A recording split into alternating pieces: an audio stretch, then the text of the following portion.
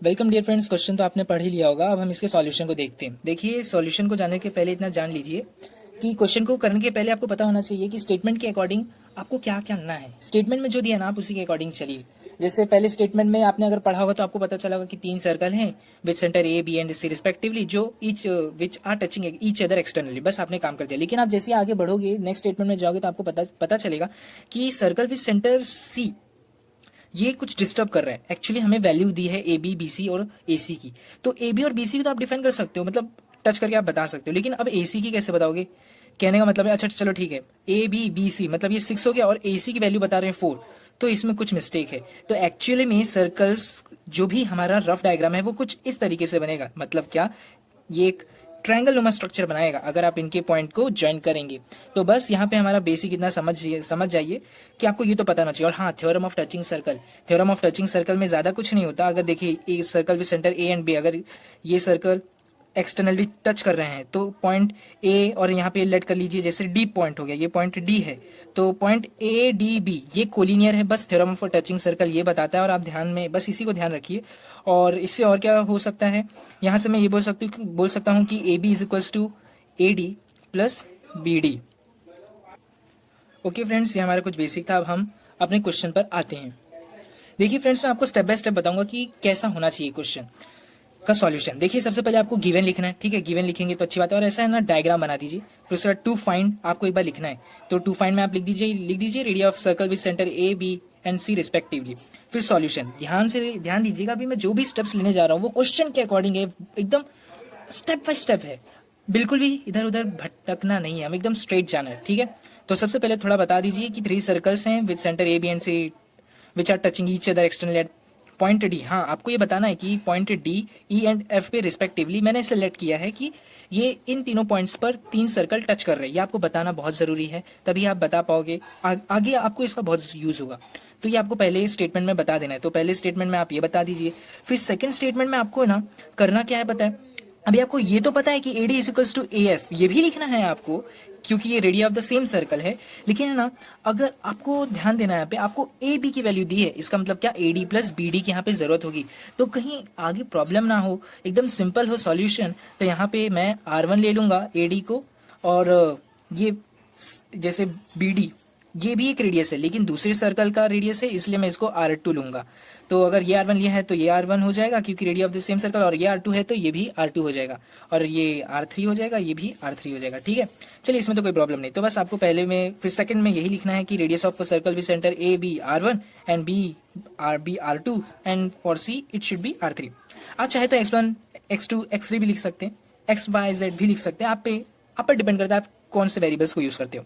फिर उसके बाद आपको ये भी मेंशन करना जरूरी है कि हाँ, ये दोनों इक्वल है, मतलब ये रेडियाई है ना डियर, तो आपको बताना जरूरी है कि ये R1 ही होगा, और ये भी बता देना है कि ये R3 होगा और ये R2 होगा। तो यहाँ पे आप देख सकते हैं मैंने एकदम वर्ड टू वर्ड जो भी क्वेश्चन है उसी के अकॉर्डिंग अभी मैं चल रहा हूँ। फिर bye theorem of touching circle, अब यहाँ पे अभी भी मैं कुछ अलग नहीं कर रहा हूँ, एकदम स्टेप बाय स्टेप क्वेश्चन के अकॉर्डिंग चल रहा हूँ। क्वेश्चन में जो बोला है वही कर रहा हूँ।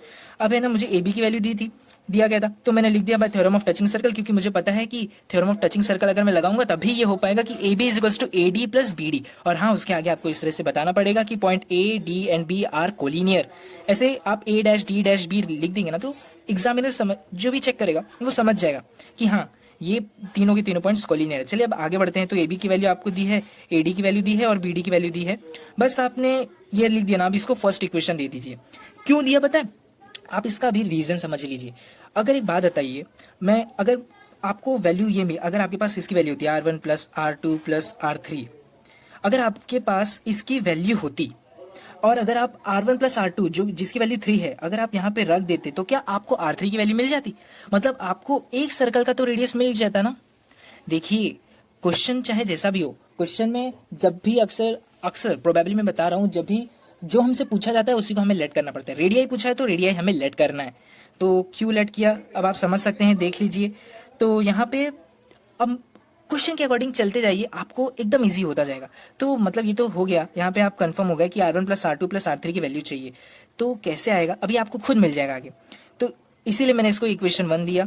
और इन द सिमिलर वे जब आप BC की वैल्यू देखोगे तो BC भी आपको बताया गया है, BC भी आपको 3 बताया है, तो BC की वैल्यू मैंने रख दी, मतलब BE और EC की वैल्यू रखी है R2 प्लस R3, और इन द सेम वे मेरे को AC की वैल्यू दी थी, मैंने वो भी पुट कर दिया।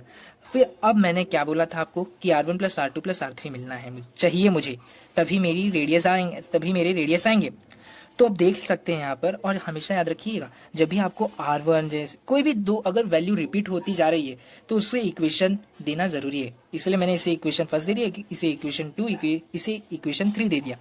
अब मैं क्या करूंगा, इन सबको ऐड कर दूंगा। तो ऐड करने पे क्या होगा, R1 मेरा 2 बार आएगा, R2 मेरा 2 बार आएगा, R3 मेरा 2 बार आएगा। आप कंफ्यूज मत होइएगा, अगर आपको चाहिए तो आप ऐसे भी लिख सकते हैं R1 plus R2 plus R2 plus R3 plus R3 plus R1, but मैंने एकदम शॉर्ट में लिखा है, आप टेंशन मत लीजिए।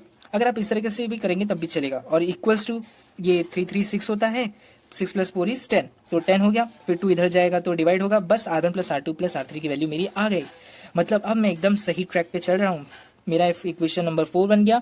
अब मुझे करना क्या है पता है, बस putting first equation in fourth, putting second equation in fourth, putting third equation in fourth. अभी थोड़ा वेट कीजिए, अब आपको मैं नेक्स्ट पेज पे ले चलता हूँ, आप वहाँ पे देखेंगे। तो फ्रेंड्स जैसा कि मैंने आपको कहा था, आप देख सकते हैं यहाँ पे मैंने सेम वही किया है, putting equation first in fourth. तो जो भी वैल्यूज रहेगी आप पहले लिख दिए, R1 plus R2 plus R3 इस तरह से दिखा दीजिए इज इक्वल्स टू 5।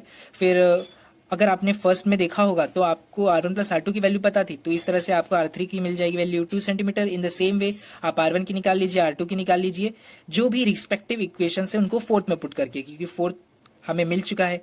तो इसकी मदद से हम सारे के सारे रेडियस निकाल सकते हैं। फिर देयरफॉर लास्ट में आप स्टेटमेंट में लिख दीजिए radius of circle with centre A is this, and circle with centre B is this, and circle with centre C is, and radius of the circle with centre C is this. तो बस इस तरह से question को करना था। आप देख सकते हैं बहुत ही इजी क्वेश्चन था। ये लॉजिक आप कहीं और भी यूज कर सकते हैं। तो friends thank you for watching the video. Okay, goodbye dear friends.